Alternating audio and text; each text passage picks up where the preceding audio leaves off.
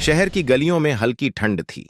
दुकानों के शटर गिर चुके थे और लोग अपने अपने घरों में सोने की तैयारी कर रहे थे। लेकिन झायन अहमद की जिंदगी में चैन नाम की कोई चीज नहीं थी। उसकी आलीशान कोठी के अंदर सोने चांदी से सजे कमरे थे, मगर दिल की तन्हाई बढ़ती जा रही थी। उस रात झायन अपनी बड़ी सी गाड़ी में बैठा था। वह किसी सोच में डूबा हुआ था। तभी गाड़ी के शीशे पर हल्की दस्तक हुई। उसने देखा, एक नन्हा बच्चा, जिसके गंदे हाथ और मैले कपड़े उसकी गरीबी बयान कर रहे थे, बाहर खड़ा था। साहब, कुछ खाने को दे देंगे? बच्चे ने कांपती आवाज में कहा। जायन ने पहले उसकी तरफ गुस्से से देखा। उसे भीख मांगने वाले पसंद नहीं थे। लेकिन जब उसने उस बच्चे की आंखों में झांक कर देखा, तो उसमें एक दर्द था जो शायद उसकी अपनी तन्हाई जैसा था। क्या नाम है तुम्हारा? जायन ने सख्त लहजे में पूछा। रियान। घर कहाँ है? कोई घर नहीं साहब, माँ बाबा चले गए। इस जवाब ने जायन को चुप करा दिया। वह सोचने लगा कि यह बच्चा, जिसे जिंदगी ने इतना छोटा होते ही अकेला कर दिया, कैसा महसूस करता होगा। उसने कुछ सोचा और फिर गाड़ी से उतरकर पास की दुकान से 2 समोसे और एक चाय खरीदी। वह बच्चे के पास आया और खाना उसके सामने रखा। रियान की आंखें चमक उठीं। वह जल्दी जल्दी खाने लगा। इतनी जल्दी क्यों खा रहे हो? जायन ने पूछा। कई दिनों से कुछ अच्छा नहीं खाया साहब। जायन ने पहली बार महसूस किया कि वह कितना खुदगर्ज था। उसके पास सब कुछ था, फिर भी वह हमेशा खुद को कोसता रहता था। और यह बच्चा, जिसके पास कुछ भी नहीं था, फिर भी सिर्फ 2 समोसों में खुशी ढूंढ रहा था। रियान ने खाना खत्म किया और अपने छोटे छोटे हाथ ऊपर उठाकर दुआ की। या अल्लाह, इस साहब को खुश रख। जायन को यह सुनकर अजीब महसूस हुआ। उसने अब तक बहुत दुआएं सुनी थीं, लेकिन यह पहली दुआ थी जो सच्चे दिल से दी जा रही थी। क्या यह दुआ उसकी तकदीर बदल सकती थी? लखनऊ की तंग गलियों में अब लगभग सन्नाटा था। बस कहीं कहीं से कुत्तों के भौंकने की आवाज आ रही थी। झायन अहमद अपनी बड़ी सी कार के अंदर बैठा था, मगर उसकी सोचें कहीं और भटक रही थीं। उसकी जिंदगी में कभी किसी ने सच्चे दिल से दुआ नहीं दी थी। रियान की मासूम आवाज उसके कानों में गूंज रही थी। या अल्लाह, इस साहब को खुश रख। एक अनाथ बच्चे की यह छोटी सी दुआ जैन के दिल को छू गई थी। उसने अपनी जिंदगी में न जाने कितने सौदे किए थे, कितने ही बिजनेस पार्टनर्स के साथ बड़े बड़े कॉन्ट्रैक्ट साइन किए थे, लेकिन यह पहली बार था जब उसे ऐसा लग रहा था कि उसके सामने कोई ऐसा इंसान था जो सिर्फ दिल से उसके लिए अच्छा चाहता था, बिना किसी लालच के, बिना किसी स्वार्थ के। जायन की जिंदगी किसी भी अमीर आदमी की तरह बाहर से चमकदार थी। उसकी आलीशान कोठी थी, गाड़ियां थीं, नौकर चाकर थे, लेकिन जब वह घर जाता था तो एक सन्नाटा उसका इंतजार कर रहा होता था। उसकी बीवी उसकी तन्हाई से तंग आकर उसे छोड़कर जा चुकी थी। उसके बच्चे, जिन्हें उसने हर ऐशो आराम दिया था, उसे एक सख्त इंसान मानते थे और उससे ज्यादा बात नहीं करते थे। रात के सन्नाटे में जायन ने अपनी कार स्टार्ट की और घर की ओर चल पड़ा, मगर कुछ दूर जाते ही उसने अचानक ब्रेक मार दिए। नहीं, मैं इसे इस तरह भूखा नहीं छोड़ सकता। उसने रियरव्यू मिरर में देखा। रियान अब भी वहीं बैठा था जहां उसने खाना खाया था। उसकी आंखें भारी हो रही थीं, शायद पूरे दिन की थकान उसे अब नींद में ले जा रही थी। जैन की आंखों में हल्की नमी आ गई। क्या यह बच्चा भी मेरी तरह अकेला है? क्या इसकी भी कोई तकदीर नहीं?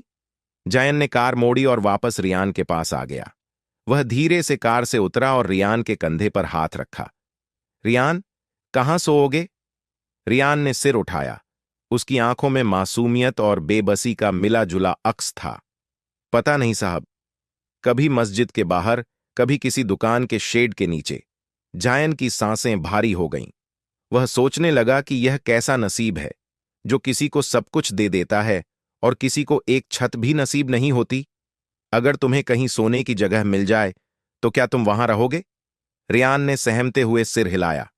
चलो मेरे साथ। रियान को यकीन नहीं हो रहा था कि कोई उसे अपने साथ ले जा सकता है। उसने धीरे से पूछा, सच में साहब? हां, लेकिन एक शर्त है। रियान थोड़ा घबरा गया। क्या शर्त साहब? अब मुझे साहब मत कहो, मेरा नाम जायन है। रियान की आंखों में हल्की चमक आ गई। वह चुपचाप जायन के साथ कार में बैठ गया। जब जायन अपनी कोठी के गेट पर पहुंचा तो नौकर उसे देखकर चौंक गए। साहब, ये बच्चा कौन है? जायन ने एक गहरी सांस ली। आज से यह यहीं रहेगा। ये मेरे साथ रहेगा। नौकर एक दूसरे की ओर देखने लगे। उन्हें यकीन नहीं हो रहा था कि जायन अहमद, जो हमेशा अपने घर के अंदर किसी बाहरी को घुसने नहीं देता था, आज एक अनाथ बच्चे को अपने घर ला रहा था। रियान सहम कर खड़ा था। उसने कभी सोचा भी नहीं था कि वह एक बड़े घर के अंदर जा सकेगा। उसकी आंखें हैरत से चारों तरफ घूम रही थीं। बड़े झूमर, महंगे फर्नीचर, दीवारों पर लगी कीमती पेंटिंग्स। आओ, अंदर आओ। रियान ने झिझकते हुए पहला कदम अंदर रखा। शायद उसकी तकदीर का पहला नया पन्ना यहीं से शुरू हो रहा था। रियान ने जैसे ही कोठी के अंदर पहला कदम रखा, उसे यकीन नहीं हुआ कि यह हकीकत है। अभी कुछ घंटे पहले तक वह सड़कों पर भीख मांग रहा था, ठंड से कांप रहा था, और अब वह एक ऐसी जगह खड़ा था जहां गर्मी थी, रोशनी थी और एक ऐसी महक थी जो उसने पहले कभी महसूस नहीं की थी। साफ सुथरे बिस्तर और महंगे इत्र की मिली जुली खुशबू। डरो मत, यह अब तुम्हारा भी घर है, जायन ने धीमे स्वर में कहा। रियान ने सिर हिलाया, लेकिन उसके अंदर एक अजीब सा डर था। क्या यह सच में उसका घर हो सकता है? क्या यह सब एक सपना तो नहीं? जायन ने नौकर से कहा कि रियान के लिए खाना लगाओ। वह खुद भी डाइनिंग टेबल पर बैठ गया, लेकिन उसकी सोचें कहीं और थीं। उसे अपने बचपन की कुछ धुंधली यादें आ रही थीं, जब उसकी मां उसे अपने हाथों से खाना खिलाती थी, जब उसके पिता रात को उसके सिर पर हाथ फेरकर सोने की दुआ देते थे। लेकिन अब वह अकेला था। वह दौलत के ऊंचे महल में रहता था, मगर दिल के अंदर एक खालीपन था जो आज पहली बार महसूस हो रहा था। रियान की आंखें बड़े बड़े खाने की थालियों पर टिकी थीं। इतनी तरह की चीजें उसने कभी एक साथ नहीं देखी थीं। गर्मा गर्म बिरयानी, चिकन कोरमा, नान, सेवियां और क्या क्या नहीं। मगर उसने झिझकते हुए सिर्फ एक रोटी उठाई। बस एक? जैन ने पूछा। रियान ने सिर झुका लिया। इतना काफी है। जैन को पहली बार एहसास हुआ कि भूख सिर्फ पेट की नहीं होती। कई बार यह इतनी आदत बन जाती है कि इंसान ज्यादा खाने से डरने लगता है। शायद इसलिए कि वह जानता है कि फिर यह नसीब नहीं होगा। डरो मत, जितना चाहो खाओ। यह कोई खैरात नहीं, यह तुम्हारा हक है। रियान ने धीरे धीरे खाना खाना शुरू किया। उसकी आंखों में एक अजीब सी चमक थी, एक अनजाना सुकून जो उसने शायद पहली बार महसूस किया था। खाने के बाद जायन ने उसे अपने कमरे में चलने का इशारा किया। रात हो गई है, सो जाओ। कल से तुम्हारी नई जिंदगी शुरू होगी। रियान के लिए यह नया कमरा किसी जादू से कम नहीं था। बड़ा सा बिस्तर, मुलायम तकिए और खिड़की से बाहर दिखता आसमान। वह रातों को अक्सर खुली छत के नीचे सोता था, जहां ठंड उसे सुलाने के बजाय जगाती थी। मगर आज पहली बार उसे महसूस हो रहा था कि शायद अल्लाह ने उसकी भी सुन ली थी। जायन दरवाजे पर खड़ा यह सब देख रहा था। जब रियान ने धीरे से तकिए पर सिर रखा तो उसकी आंखों में नमी आ गई। शुक्रिया, जैन साहब। मैंने कहा था ना, अब मुझे साहब मत कहो। जैन हल्के से मुस्कुराया। रियान भी मुस्कुराया और आंखें बंद कर लीं। शायद यह उसकी जिंदगी की पहली रात थी, जब वह चैन से सोने जा रहा था। जैन अपने कमरे में गया, लेकिन नींद उससे कोसों दूर थी। वह खिड़की के पास खड़ा था। बाहर हल्की ठंडी हवा चल रही थी। क्या मैंने सही किया? क्या यह बच्चा सच में इस घर में रहने लायक है? उसने अपने दिल की सुनी थी, मगर दिमाग सवाल पूछ रहा था। और तभी उसके कानों में रियान की वही दुआ फिर से गूंज उठी। या अल्लाह, इस साहब को खुश रख। जायन की आंखों में हल्की नमी आ गई। शायद मेरी तकदीर में जो सुकून नहीं था, वह इस मासूम की दुआ से आ रहा है। उसने हल्के से अपनी आंखें बंद कीं और बहुत दिनों बाद एक सुकून भरी रात महसूस की। सुबह की हल्की किरणें खिड़की से छनकर अंदर आ रही थीं। कमरे में एक अजीब सा सुकून था। रियान ने अपनी आंखें खोलीं और कुछ पलों के लिए घबराया। उसे यकीन नहीं हो रहा था कि वह किसी महल जैसे घर के मुलायम बिस्तर पर लेटा हुआ है। क्या मैं अब भी सपना देख रहा हूं? वह जल्दी से उठकर बैठ गया और अपने चारों तरफ देखा। साफ सुथरा कमरा, खूबसूरत पर्दे, मेज पर रखा एक गुलदान जिसमें ताजे फूल महक रहे थे। ये सब देखकर उसका दिल धड़कने लगा। क्या यह सब सच है? तभी दरवाजे पर हल्की सी दस्तक हुई।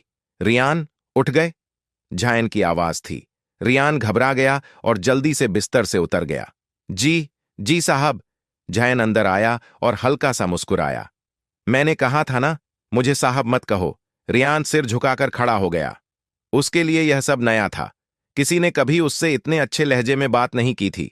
नौकर ने टेबल पर नाश्ता लगा दिया, गर्म दूध, ब्रेड, अंडे और फल। रियान पहले तो सहम गया, मगर फिर जायन ने उसे बैठने का इशारा किया। तुम अब इस घर का हिस्सा हो, इसलिए बिना झिझक खाओ। रियान धीरे धीरे खाने लगा। वह अभी भी समझ नहीं पा रहा था कि यह सब क्यों हो रहा है।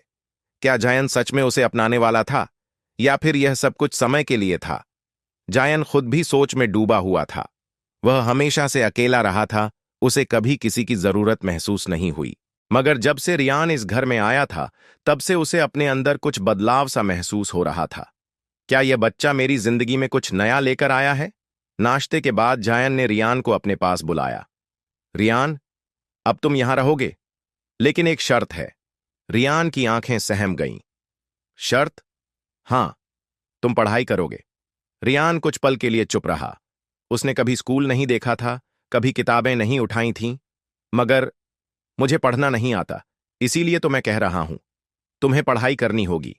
मैं तुम्हें एक अच्छा स्कूल में दाखिला दिलवाऊंगा। रियान के लिए यह बात सपने जैसी थी। पढ़ाई? स्कूल? यह सब तो सिर्फ अमीरों के बच्चों के लिए था। मगर मैं स्कूल में कैसे रहूंगा? मेरे पास अच्छे कपड़े भी नहीं हैं। जायन हल्के से मुस्कुराया। यह सब मेरी जिम्मेदारी है। तुम्हें अब किसी चीज की फिक्र करने की जरूरत नहीं। रियान की आंखों में चमक आ गई। पहली बार किसी ने उसे उसकी तकदीर से ऊपर उठाने की कोशिश की थी।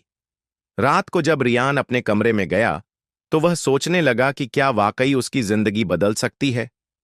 उसे अपनी मां की धुंधली यादें आ रही थीं, वह मां जो अब इस दुनिया में नहीं थी। जब वह छोटा था, तब उसकी मां उसे लोरी गाकर सुलाया करती थी। मगर फिर अचानक सब कुछ बदल गया था। उसका घर छिन गया, उसका सहारा छिन गया, और वह सड़कों पर आ गया। आज, इतने सालों बाद, उसे पहली बार किसी ने अपनाने की कोशिश की थी। उसने तकिए में अपना सिर दबा लिया और हल्के से रोने लगा। क्या सच में अल्लाह ने मेरी दुआ सुन ली? उधर जायन अपने कमरे में बैठा सोच रहा था, मैंने यह सब क्यों किया? यह बच्चा मेरी जिंदगी में क्या मायने रखता है? मगर फिर उसे वह पहली मुलाकात याद आई। वह मासूम चेहरा, वह कांपती आवाज और वह सच्ची दुआ, या अल्लाह, इस साहब को खुश रख। उसने गहरी सांस ली और खिड़की से बाहर देखा। आज बहुत दिनों बाद उसे अपने दिल में एक सुकून महसूस हो रहा था। सुबह की हल्की रोशनी रियान के चेहरे पर पड़ी, लेकिन आज उसने अपनी आंखें झट से नहीं खोलीं। वह अब भी डर रहा था। कहीं यह सब सपना तो नहीं था? कहीं ऐसा न हो कि जब वह आंखें खोले तो फिर से खुद को उसी ठंडी सड़क पर पाए, जहां भूख और तन्हाई उसके अकेलेपन का मजाक उड़ाती थी। मगर जब उसे मुलायम बिस्तर की गर्माहट महसूस हुई, तो उसने धीरे से अपनी आंखें खोलीं। सामने वही आलीशान कमरा था, बड़ी बड़ी खिड़कियां और खूबसूरत पर्दे हवा में हल्के हल्के हिल रहे थे।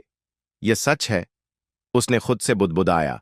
मगर तभी उसके दिल में एक अजीब सा डर उठा। अगर यह जगह भी छिन गई तो? उधर जायन भी अपने कमरे में बैठा सोच रहा था।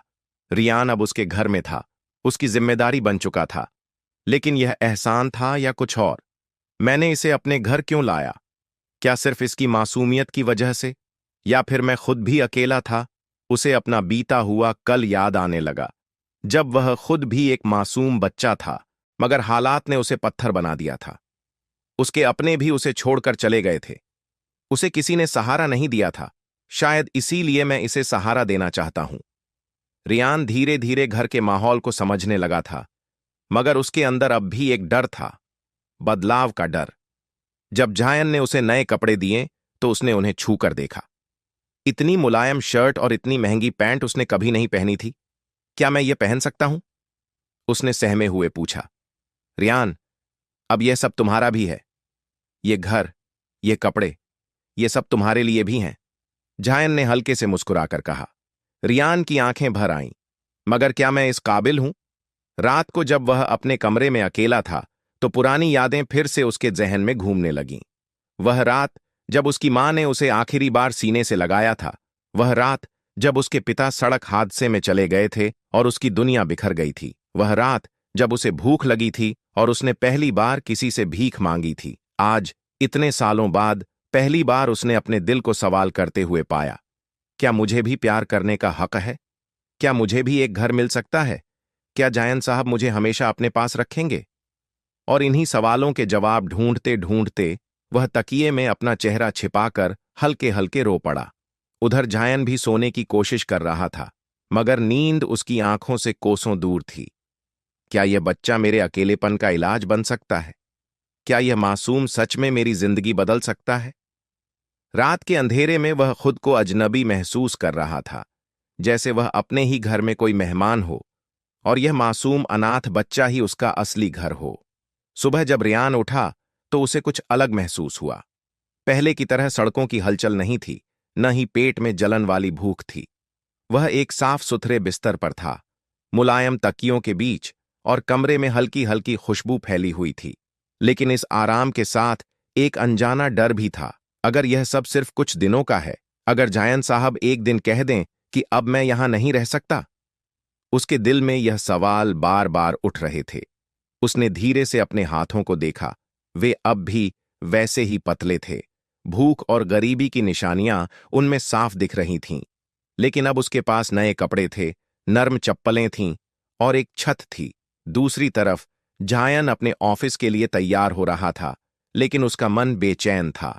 यह पहली बार था कि उसने अपनी दिनचर्या से अलग कुछ किया था।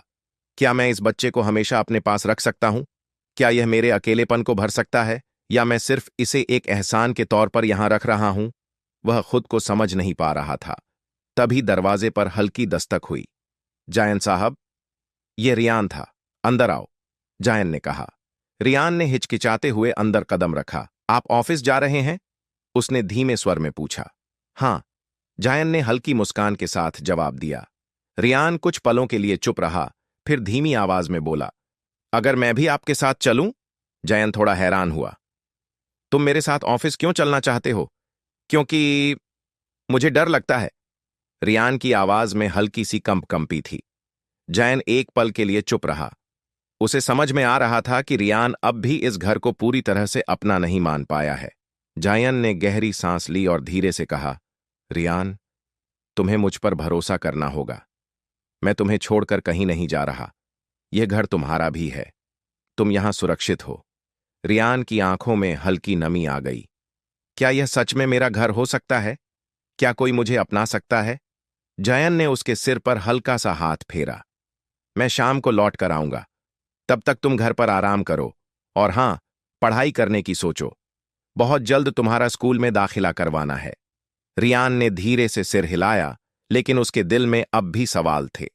दिन भर रियान घर में इधर उधर घूमता रहा। वह हर चीज को ध्यान से देखता। बड़े बड़े झूमर, लकड़ी से बने भारी दरवाजे, दीवारों पर लगीं पुरानी तस्वीरें। एक तस्वीर पर उसकी नजर पड़ी, एक छोटी उम्र का बच्चा जिसकी आंखों में अजीब सा खालीपन था। यह कौन है? उसने नौकर से पूछा। नौकर ने हल्की सांस लेते हुए कहा, यह जायन साहब की बचपन की तस्वीर है। रियान कुछ पल के लिए तस्वीर को देखता रहा। क्या जायन साहब भी कभी मेरी तरह अकेले थे? जब जायन शाम को लौटा तो रियान चुपचाप उसके पास आकर बैठ गया। आपके मम्मी पापा कहाँ हैं? यह सवाल सुनकर जायन ठहर सा गया। उसने कभी नहीं सोचा था कि कोई उससे यह पूछेगा। कुछ पलों की खामोशी के बाद उसने हल्की आवाज में कहा, वह अब इस दुनिया में नहीं है। रियान ने अपनी उंगलियां मोड़ लीं। फिर तो आप भी मेरी तरह अकेले हैं? जायन इस सवाल के लिए तैयार नहीं था। उसने रियान की तरफ देखा। जायन की आंखें हल्की सी नम हो गईं। रियान, उसने प्यार से कहा, मैं तुम्हें कहीं जाने नहीं दूंगा। रियान की आंखों में उम्मीद की एक हल्की किरण चमकी। उस रात जब दोनों डाइनिंग टेबल पर बैठे थे तो रियान ने जायन से पूछा, आप हमेशा अकेले क्यों रहे? जायन के हाथ एक पल के लिए कांपे। क्योंकि जब मेरे माँ बाप इस दुनिया से गए तो किसी ने मुझे अपनाया नहीं। हर कोई सिर्फ मुझसे मतलब रखता था, लेकिन कोई मेरा अपना नहीं बन सका। रियान चुपचाप सुनता रहा। शायद इसीलिए जब मैंने तुम्हें देखा तो मैं तुम्हें उसी तकलीफ से बचाना चाहता था जिससे मैं गुजरा हूं।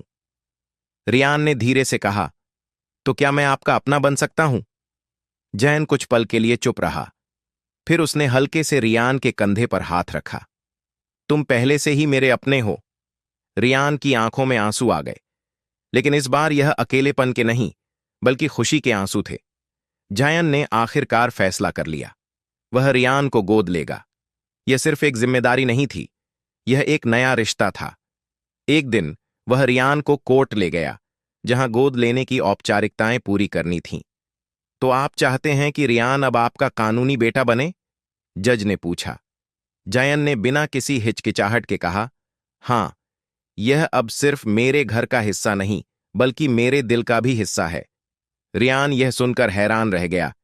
क्या मैं सच में किसी का बेटा बन सकता हूं? जब जज ने दस्तावेजों पर मुहर लगाई, तो जायन ने रियान की तरफ देखा। अब से तुम सिर्फ रियान नहीं, रियान जायन खान हो। रियान की आंखों से आंसू बह निकले। अब मैं अनाथ नहीं हूं, अब मैं अकेला नहीं हूं। रियान अब स्कूल जाने लगा था। वह धीरे धीरे पढ़ाई में अच्छा करने लगा। उसके अंदर अब एक नया आत्मविश्वास था, क्योंकि अब वह जानता था कि उसके पीछे कोई था जो हमेशा उसका साथ देगा। एक दिन जब जायन ऑफिस से लौटा, तो रियान ने उसके सामने एक रिपोर्ट कार्ड रखा। यह क्या है? जायन ने पूछा। मेरे स्कूल का रिजल्ट। मैंने पहली बार इतने अच्छे नंबर लाए हैं। जायन ने रिपोर्ट कार्ड खोला और देखा। रियान ने सच में बहुत अच्छा प्रदर्शन किया था। जायन ने उसे अपने सीने से लगा लिया। मुझे तुम पर गर्व है बेटे। रियान का दिल तेजी से धड़कने लगा। बेटे, उन्होंने मुझे बेटा कहा। रात को जब रियान सोने जा रहा था, तो वह अचानक जायन के कमरे में गया। आप सो गए? जायन ने हल्की मुस्कान के साथ कहा। नहीं। क्या हुआ? रियान ने धीरे से उसका हाथ थाम लिया। क्या मैं आपके साथ दुआ कर सकता हूं? जायन को समझ नहीं आया, लेकिन उसने सिर हिला दिया। रियान ने हाथ उठाए और धीरे से कहा, या अल्लाह, मैंने जब पहली बार इस इंसान के लिए दुआ की थी, तो मैंने सिर्फ इतना मांगा था कि आप इसे खुश रखो। मुझे नहीं पता था कि आप मुझे ही इसकी खुशी बना दोगे। अब मेरी बस एक ही दुआ है, इस इंसान की जिंदगी में कभी अकेलापन ना आए। जैसे इसने मेरी दुनिया बदल दी, वैसे ही इसकी दुनिया को हमेशा खुशियों से भर देना। जायन के दिल को जैसे कुछ महसूस हुआ। यह वही दुआ थी जिसने उसे बदला था। उसने रियान को गले से लगा लिया। अब मैं अकेला नहीं हूं, और यह बच्चा अब अनाथ नहीं है। जायन और रियान अब सिर्फ दो अजनबी नहीं थे, वे अब एक परिवार थे। जायन को आखिरकार वह सुकून मिल गया जिसकी उसे तलाश थी। रियान को आखिरकार वह प्यार मिल गया जिसका वह हकदार था। और जो दुआ कभी फुटपाथ पर मांगी गई थी, उसने तकदीर बदल दी थी।